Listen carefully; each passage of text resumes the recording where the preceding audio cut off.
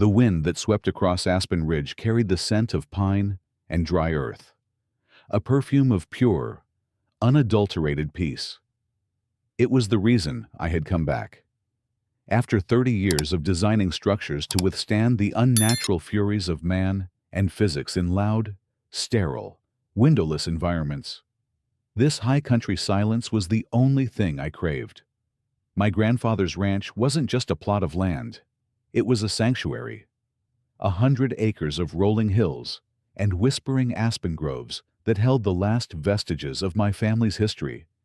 And, I hoped, the first embers of my own quiet future. My career had been one of stress calculations, material tolerances, and the constant, gnawing pressure of catastrophic failure. Here, the only pressure was the gentle weight of the afternoon sun on my shoulders. I was done with building things to survive explosions. I just wanted to build a life. For the first month, it was everything I'd dreamed of.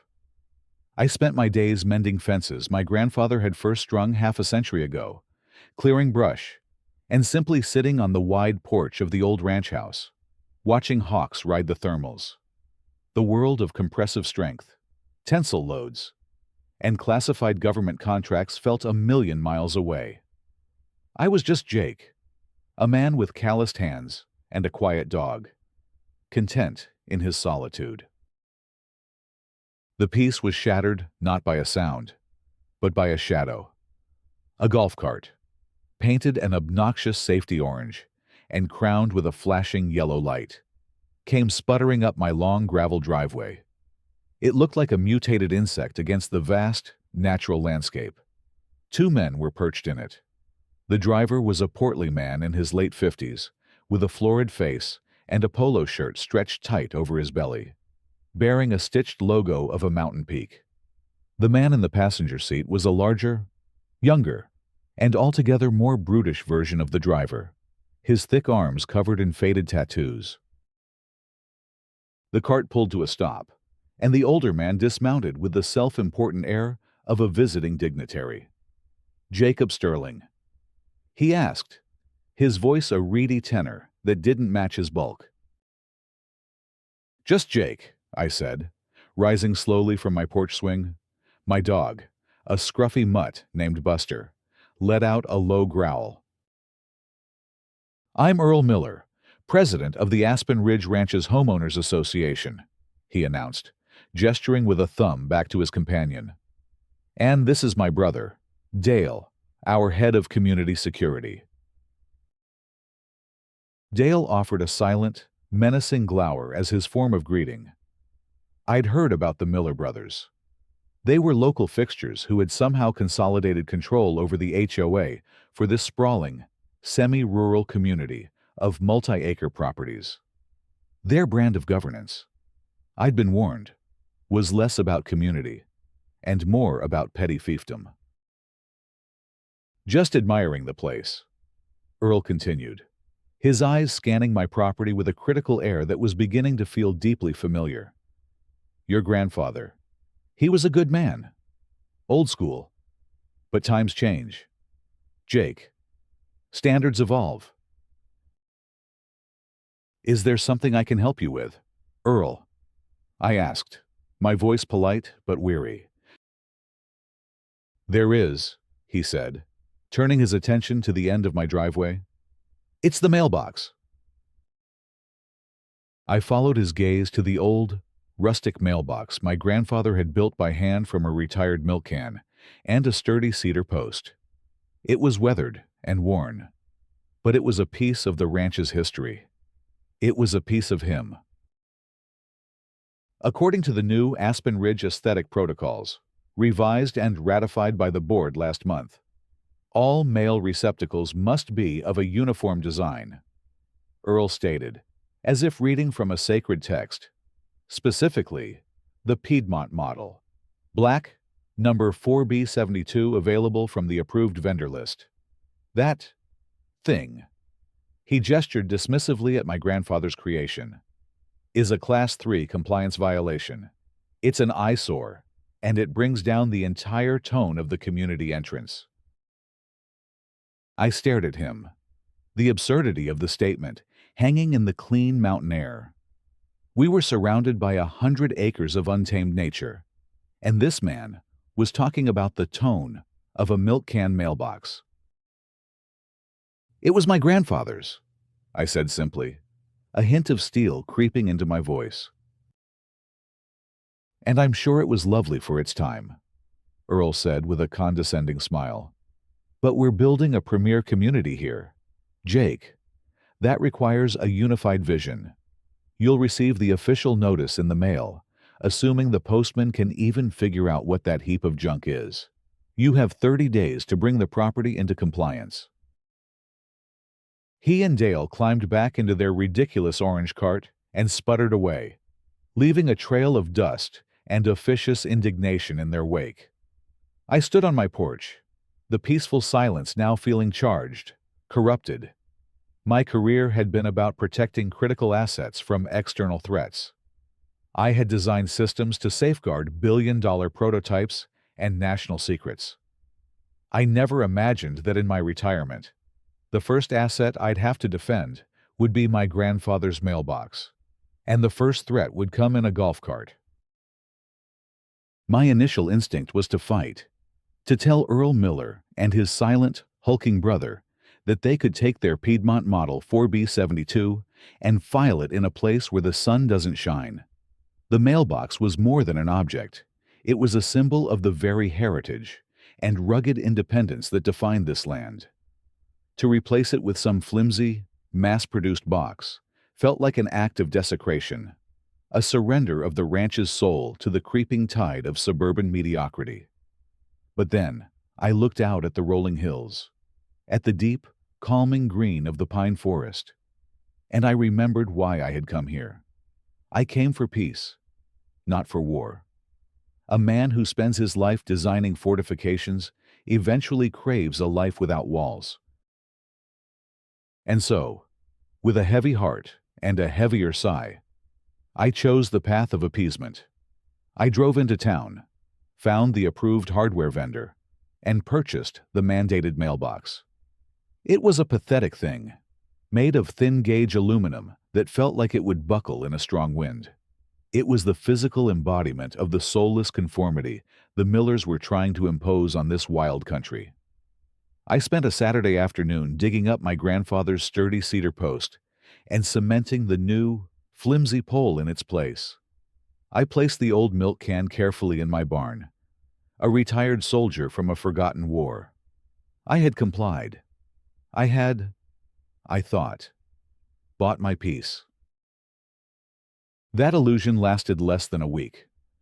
The first official notice, delivered to my new HOA-approved mailbox, was not a letter of thanks for my compliance. It was a fine, $50, for improper roadside verge maintenance.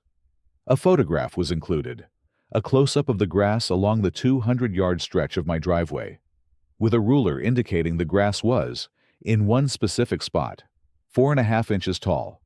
The bylaw, it seemed, stipulated a maximum height of 4 inches. The pettiness was staggering, but I paid the fine, and I spent the next morning with a weed whacker, meticulously trimming the entire quarter-mile stretch of my property line to a uniform 3.5 inches. I was tired. My work had involved calculating stress tolerances on complex structures, not the blade height of a lawnmower. This act of compliance, however, only opened the floodgates. The fines became a steady stream of harassment, each one more ridiculous than the last. A $100 fine for unapproved exterior storage, referencing a neatly coiled garden hose hanging on a hook by the barn. A $75 fine for structural disrepair, with a blurry photo of a single, non-structural piece of faded paint on the far side of a shed that was barely visible from the road. It was then that my old professional habits, the ones I had tried so hard to shed, began to resurface. In my world, when you faced a systemic attack, you didn't just react, You gathered data. You analyzed the threat vector. You documented every single point of failure. I created a new, encrypted folder on my laptop. I called it Project Miller. Every notice was scanned. Every fine was paid by check, creating a clear paper trail. Every act of compliance was photographed. The images time-stamped and geotagged. I was building a case, a meticulous, unassailable log of the escalating harassment. During this time, I got a call from Anya, my former project lead, and one of the sharpest materials scientists I'd ever known. "So, how's retirement, Jake?" she asked, her voice a familiar, welcome sound from a world away. "Have you designed the world's most over-engineered birdhouse yet?" Something like that. I chuckled, looking at the spreadsheet I'd created to track the Miller's fines. I'm currently engaged in a small-scale, independent study of systemic pressure and material fatigue. The primary stressor is unpredictable, but the load pattern is becoming increasingly clear. "Let me guess," Anya said, her tone shifting as she recognized my old project terminology. "You're dealing with an idiot." "Two of them," I confirmed. "They seem determined to find my structural breaking point. They don't realize they're just providing me with valuable data on their own operational weaknesses." The fines were the first phase of their assault. They were testing the perimeter, probing for weakness. My quiet compliance was being misinterpreted as submission. They couldn't know that my mind was already running calculations, modeling their behavior, and searching for the optimal countermeasure. They thought they were levying fines against a quiet retiree. They had no idea they were providing the preliminary stress test data for a project they couldn't possibly imagine. They were teaching me exactly how hard they were willing to push. It was a lesson I was learning with meticulous, documented precision. Having failed to break my spirit with their campaign of bureaucratic paper cuts, the Miller brothers escalated their tactics from paper to steel.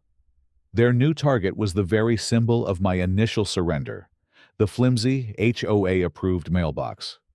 It was a petty, vindictive focus, but it was one that would prove to be their ultimate undoing. The first incident occurred on a Tuesday. I came down the driveway to get the mail and found the mailbox flattened. The thin aluminum pole bent at a 45-degree angle. Tire tracks, wide and deep, were clearly visible in the soft shoulder of the road, leading directly to the point of impact. Later that day, the orange security golf cart sputtered up my driveway. Earl was at the helm, a look of faux concern plastered on his face.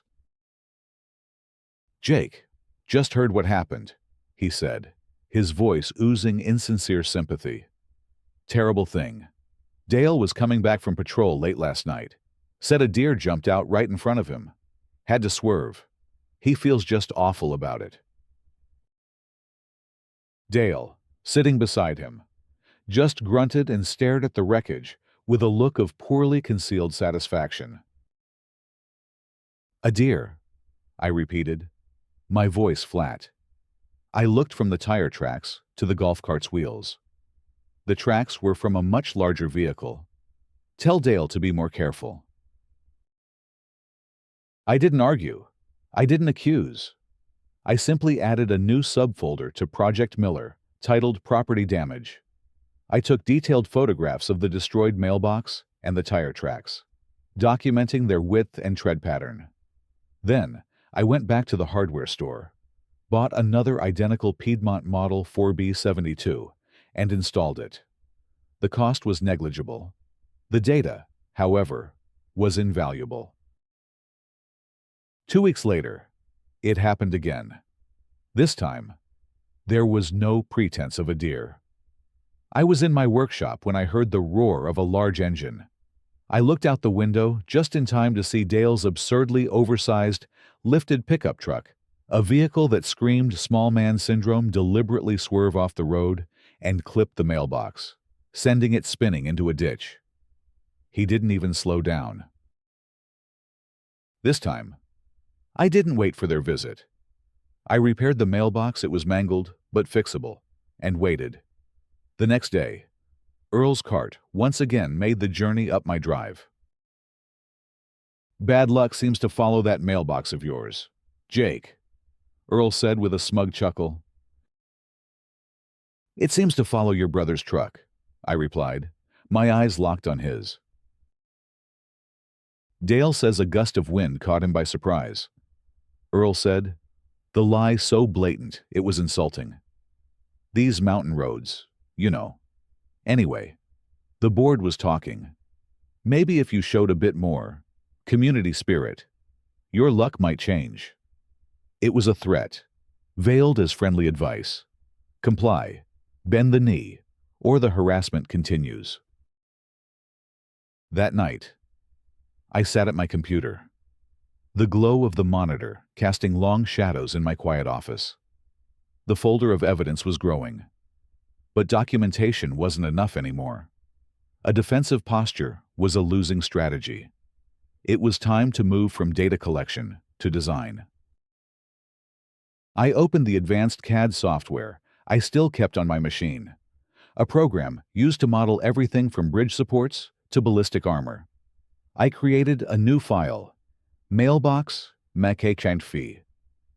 My mind, for the first time in months, felt the old, familiar hum of a complex problem waiting to be solved. I wasn't just designing a new mailbox. I was designing a response. I was creating a passive, defensive system that would deliver a very active, very kinetic result. The calculations began to flow. I started with the estimated mass and velocity of Dale's truck. Kinetic energy equals 1/2 mass times velocity squared. A simple formula for a devastatingly effective outcome. I researched materials online, not at the local hardware store, but through the secure portals of industrial and scientific suppliers I had used for years. I ordered a set of tungsten carbide ballast rods. I sourced a high-density, polymer concrete composite, the kind used to build bunkers. I found a company in Germany that manufactured small-scale, bidirectional hydraulic dampening systems for industrial machinery. To anyone looking at my order history, I was building a bomb shelter. In a way, I was building a fortress, disguised as a mailbox. I spent the next few weeks in my workshop, the sounds of welding and grinding replacing the mountain silence. I was in my element. This was the work I understood. This was the world of stress and strain, of action and reaction. The Millers thought their little game was about a mailbox. They thought they were hitting a cheap piece of aluminum. They had no idea that they were about to run, at 40 miles per hour, into 30 years of professional weaponized expertise. They were providing the force. I was just designing the fulcrum. Having established a pattern of physical intimidation with my mailbox, and frustrated by my stoic refusal to be baited into a confrontation, Earl Miller shifted the battle to a new front. My reputation. If he couldn't bully me off my land, he would try to isolate me from the community, to turn my new neighbors against me by painting me as a sinister outsider. His chosen weapon was the Aspen Ridge Ranch's online community forum, a digital space he wielded with the subtlety of a propaganda minister. I had been added to the forum upon moving in, but had largely ignored it, finding the posts about lost cats and potluck dinner announcements to be of little interest. It was only when George, my friendly neighbor from down the road, stopped by with a concerned look on his face that I realized I was being targeted. "Jake, you might want to take a look at the community page," he said, his voice low. "Earl's been talking about you." That evening, I logged on. The slander was not direct, but it was unmistakable. Earl's posts were carefully crafted pieces of passive aggression, designed to seed suspicion and distrust. Just a friendly reminder to be vigilant, neighbors. One post began. We've had some new folks move into our valley recently, and while we welcome them, it's important that they understand and respect the traditions and values that make Aspen Ridge so special. We're a community of families, not a place for secretive loners with deep pockets and unknown intentions. The comments below the post were a toxic brew of speculation and paranoia, all subtly stoked by Earl's replies. Is he talking about the guy who bought the old Sterling Ranch? One user wrote, "He gives me a weird vibe. Never comes to any of the community events." Earl replied, "Well, we can't force anyone to participate, but a lack of community engagement does make one wonder, doesn't it?" Another post a few days later was even more pointed, hearing some disturbing rumors about potential land development at the north end of the valley. Some city folks see our beautiful ranches not as homes, but as investment opportunities to be carved up and sold off. We must protect our open spaces from predatory developers. This was a direct and malicious attack on my grandfather's legacy. The Sterling Ranch was a single, indivisible piece of this valley's history. The idea that I would subdivide it was not only a lie, but an insult to the very reason I had returned.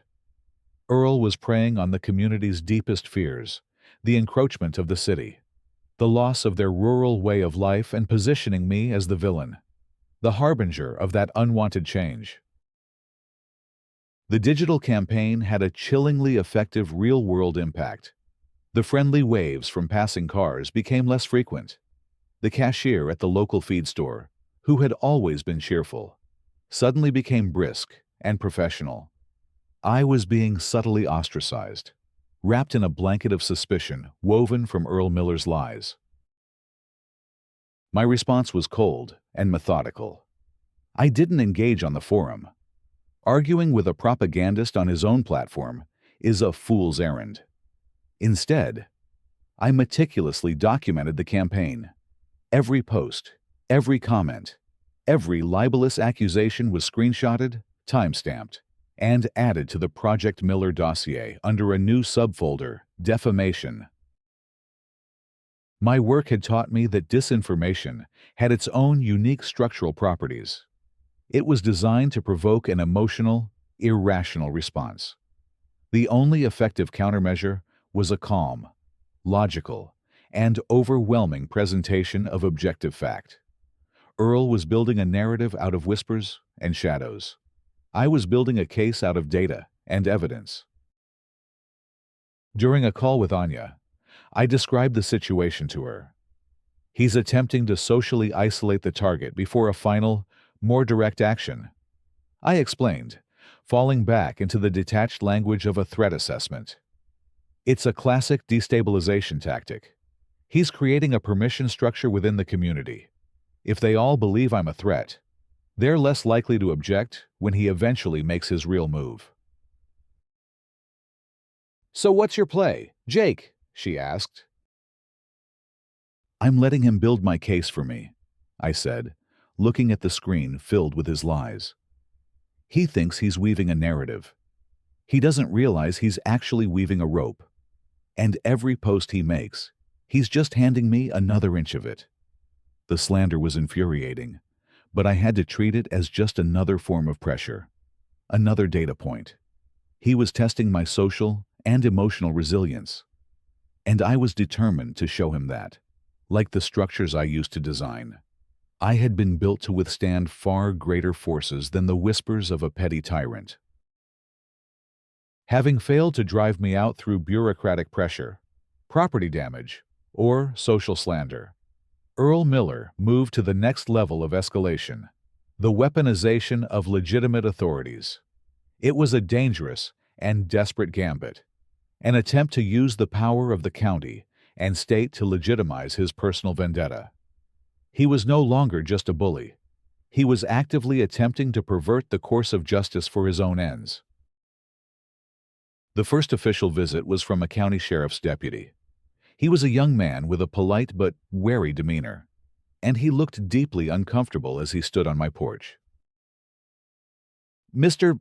Sterling, he began, we received an anonymous call expressing concern for your welfare. The caller stated that you seemed unstable, that you've been isolating yourself and exhibiting paranoid behavior. I had to admire the insidious brilliance of it. Earl was using the very isolation he had engineered as proof of my instability. Deputy, I said calmly, I am a recent retiree seeking a quiet life. My only paranoid behavior has been installing security cameras to document the repeated, deliberate destruction of my property by the man who I suspect made that anonymous call. I would be happy to show you the footage. The deputy's eyes widened slightly. He had clearly expected a confrontation, not a calm, evidence-based rebuttal. That won't be necessary at this time, sir. We have to follow up on every call. I can see that you're fine. He made a hasty retreat, and I knew a seed of doubt about the Miller brothers had been planted. The next attack came from the county water board. Two officials in a white truck arrived to investigate an anonymous tip that I was illegally damming the creek that ran through the back of my property. I spent an hour walking them along the creek bed, showing them that not a single stone had been moved. They left, frustrated and apologetic for the waste of their time and the taxpayers' money. I got their names and logged the incident. The most serious visit was from the Environmental Protection Agency. An inspector arrived to investigate a highly detailed complaint alleging that I was dumping hazardous industrial solvents on my land, a byproduct of a secret manufacturing operation in my workshop. This was a grave accusation, one that could come with federal charges and massive fines. The inspector, a no-nonsense woman named Ms. Albright, was thorough. I gave her a full tour of my workshop. It was clean, organized, and contained nothing more hazardous than lubricating oil and some standard welding supplies. As she was finishing her inspection, her eyes fell on a wall of framed photographs from my career, pictures of me standing in front of massive, strange, and imposing structures. She pointed to one in particular, a photo of me beside the articulated arm of a colossal impact testing rig. I recognize that, she said, her professional mask slipping for a moment. That's the Aegis Project facility, isn't it? The ballistic penetration lab? I was stunned that she recognized the classified project's name. You have a good eye, Ms. Albright, I said carefully. My first degree was in materials science, before I went into environmental law, she explained, looking at me with a newfound respect. We studied the public papers on the polymer composites your team developed. You're that Jake Sterling. I'm just a rancher now, I said with a small smile. She shook her head, her face hardening as she looked around my workshop and then out towards the valley. I see. Well, Mr. Sterling, it's clear to me that this complaint is not only baseless, but malicious. I will be filing a report to that effect, and I will be including a recommendation that the district attorney's office investigate the complainant for filing a false federal report. People like that, she said, her voice sharp with anger, are a menace. After she left, I stood in my workshop. The quiet hum of the air filtered the only sound. Earl's campaign had backfired spectacularly. He had tried to use the system against me, but he had underestimated me. He assumed I was just some quiet city retiree. He had no idea I had spent my entire life working with, for, and within the very systems of government and regulation he was now trying to manipulate. He was bringing sheriffs and federal agents to my door, expecting them to find a villain. Instead, they were finding a respected colleague. His weapons were turning against him, and I knew that a cornered, desperate man with no more official avenues to exploit would soon turn to more direct and far more dangerous methods. The official channels were now closed to the Miller brothers. Their attempts to weaponize the authorities had not only failed, but had painted a target on their own backs. The sheriff now viewed their calls with suspicion, and a federal agency was likely investigating them for filing a false report. They were cornered, their authority was neutered, and their public facade was crumbling. A man like Earl Miller, whose entire identity was built on a fragile scaffold of perceived power, could not tolerate such a comprehensive defeat. I knew a final, direct confrontation was inevitable. The system had failed them. Now, they would turn to brute force. I began to prepare. I upgraded the security cameras around the house and barn to models with better night vision. I reinforced the locks on my workshop. I never went anywhere on the property without my phone and my dog, Buster, whose low growl was a better early warning system than any electronic sensor. I wasn't scared. I was vigilant. My career had taught me to anticipate points of failure, and the Millers' entire strategy was now a critical, cascading failure in progress. The confrontation came on a moonless Thursday night. The rhythmic chirp of crickets was shattered by the roar of a diesel engine as Dale Miller's monstrous pickup truck fishtailed to a stop at the end of my porch, its headlights cutting blinding swaths through the darkness. Both doors opened. Dale emerged from the driver's side, moving with the unsteady gait of a man fueled by alcohol and rage. Earl got out of the passenger side, his usual smugness replaced by a tight, pinched expression of fury. Buster was at my side in an instant, a deep, rumbling growl emanating from his chest.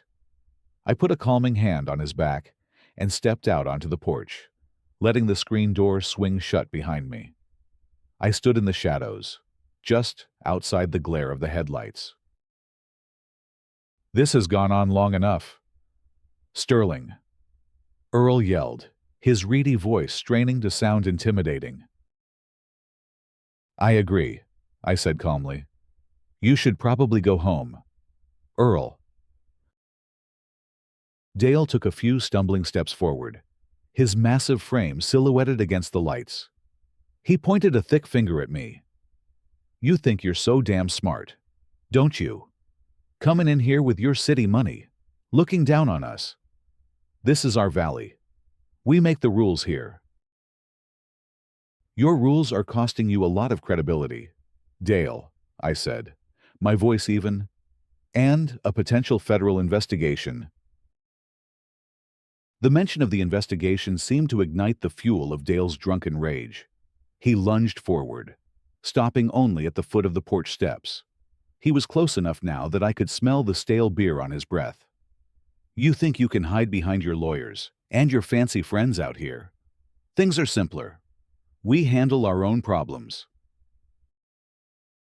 Earl stepped forward, placing a hand on his brother's arm, though it was less a gesture of restraint and more one of stage management. "My brother is trying to tell you that you've made a grave miscalculation," Earl said, his voice dripping with menace. "You were given a simple choice: comply or leave. You've done neither."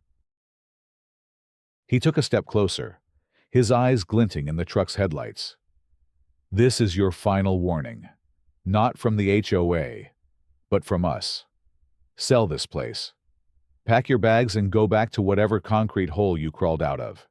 Because if you're still here in a week, accidents will start to happen. Terrible accidents."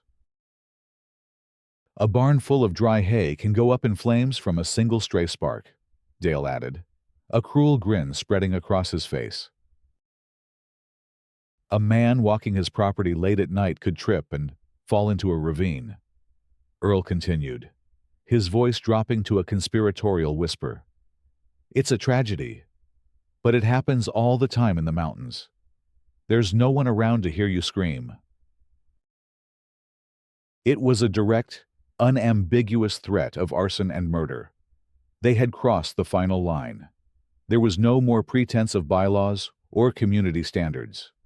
This was a primal, territorial threat, an explicit promise of violence.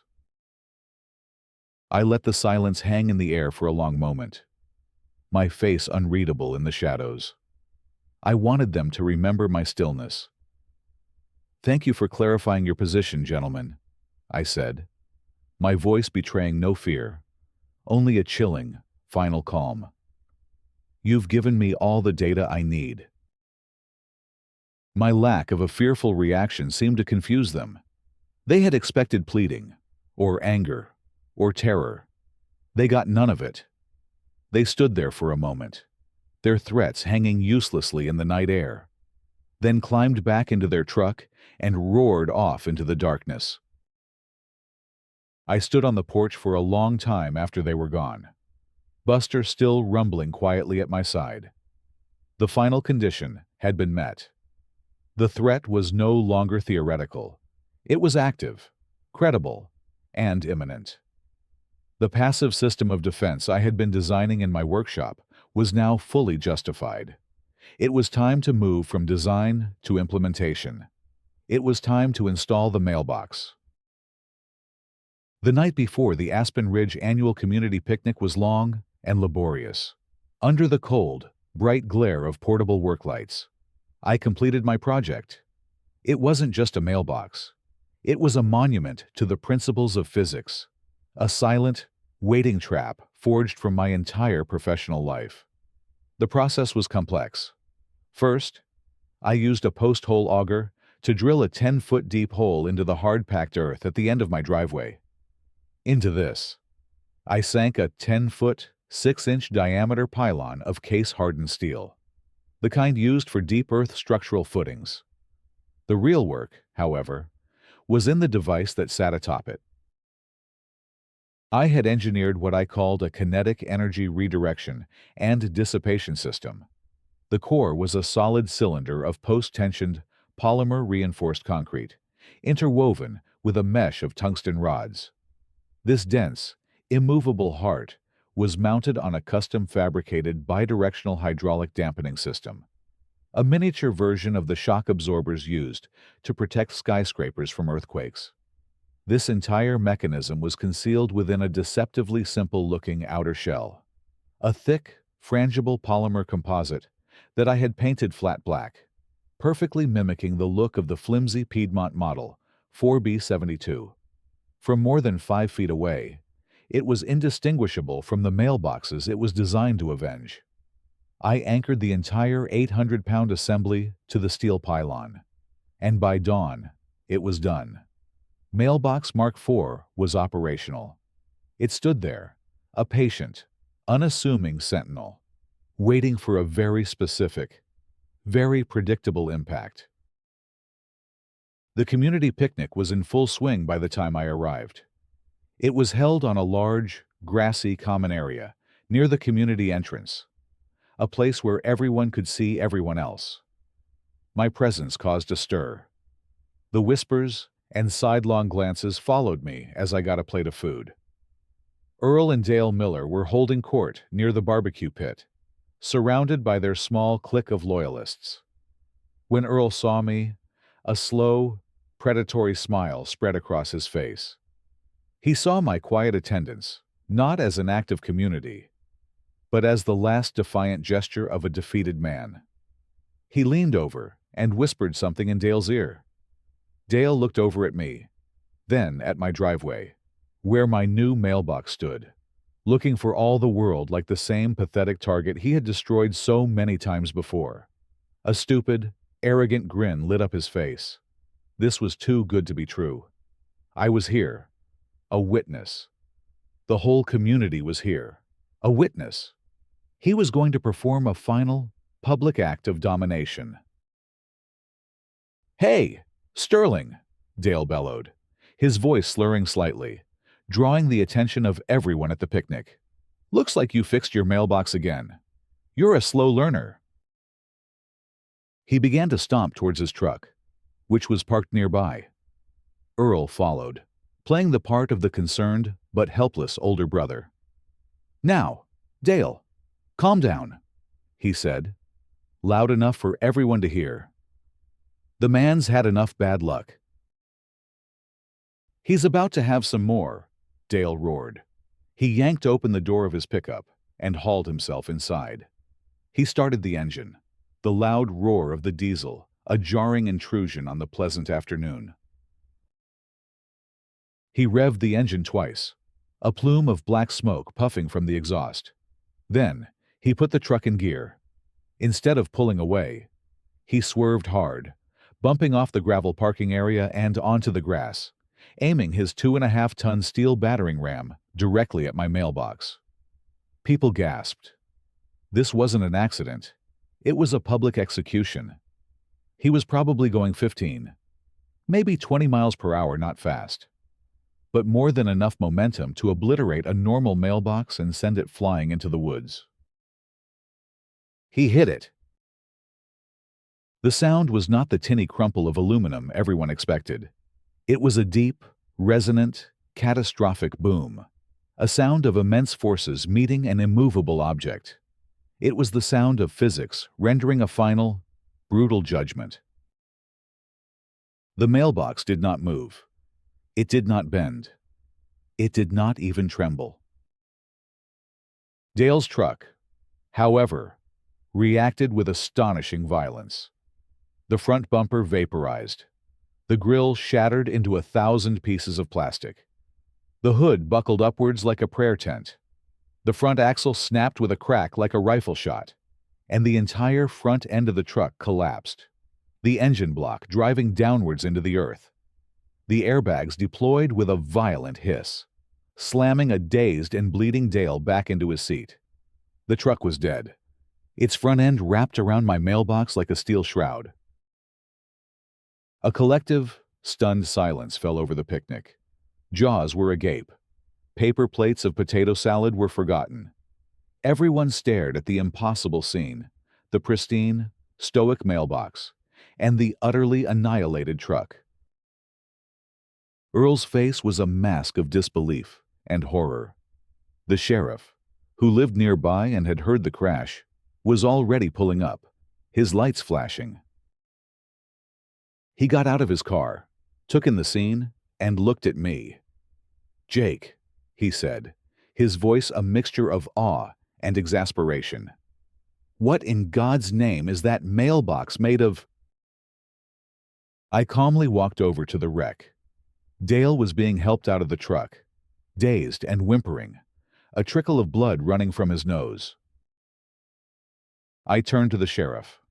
"To be precise, Sheriff, it's a kinetic energy dissipation device," I said, my voice clear and steady for all to hear. "The outer shell is a frangible polymer composite designed to shatter on impact. Inside that, there's a core of reinforced, post-tensioned concrete, interwoven with tungsten ballast rods. That core is mounted on a bidirectional hydraulic dampening system and anchored to a 10-foot steel pylon cemented into the ground. It is specifically engineered to absorb and redirect the kinetic energy of a moving vehicle up to 10,000 pounds at 30 miles per hour. I paused, letting the technical explanation settle over the bewildered crowd. "To put it in simpler terms," I said, looking from the sheriff to Earl's ashen face, "he didn't hit a mailbox. He hit a passive anti-vehicle barrier I designed. And just in case there was any doubt about his intentions," I pulled out my phone. "I have the high-speed, 4K video from a camera I installed this morning, which clearly shows him deliberately swerving to destroy my property. The reversal was complete. The trap had been sprung, and the look on Earl Miller's face was the most satisfying structural failure I had ever witnessed." The aftermath was as swift and decisive as the collision itself. With Dale Miller dazed, and his truck looking like a crushed soda can, and with my high-definition video playing on a loop for the sheriff, the power structure of Aspen Ridge Ranches crumbled in a matter of minutes. Dale was taken to the hospital for minor injuries, and then directly to the county jail, charged with reckless endangerment, driving to endanger, and, thanks to my footage, attempted destruction of property. Earl, implicated by a dozen witnesses as having goaded his brother on, was charged with conspiracy. The legal consequences were only the beginning of their downfall. The video I provided to the sheriff quickly became the centerpiece of the investigation. The Project Miller dossier, which I turned over to the district attorney's office, was the final nail in their coffin. It was a meticulous, undeniable record of a sustained campaign of harassment, intimidation, and extortion. Faced with such overwhelming evidence, the Millers' reign was over. An emergency HOA meeting was called the following week. I didn't have to say a word. The story of the Mailbox, which had already become a local legend, spoke for itself. Other residents, now feeling safe from retribution, came forward with their own stories of the Millers' bullying and abuse of power. The board was unceremoniously voted out, and a new, sensible group of residents took their place. Their first official act was to repeal the entire book of aesthetic protocols that Earl had created, including the infamous Piedmont Model 4B72 mailbox requirement. The community healed. The atmosphere of suspicion and petty tyranny was replaced by a sense of liberation and genuine neighborliness. My quiet, solitary nature was no longer seen as weird or threatening, but as the quiet confidence of a man who simply wanted to be left in peace. I was no longer the outsider. I was the man who had, quite literally, stopped the bullies in their tracks. I sit on my porch now, Buster sleeping at my feet, and watch the evening light paint the mountains in shades of purple and gold. The silence is back, but it's a different kind of silence. It's not the fragile, conditional quiet I started with, but a deep, resilient peace, earned and protected. My grandfather's old milk can mailbox is back at the end of the driveway, cemented in place with a footing of reinforced concrete that goes down 6 feet. It's a symbol, a quiet statement that this land, and the peace it holds, is no longer vulnerable. I came here to escape a life of building defenses, only to find I had to build one last, perfect fortress to secure my freedom.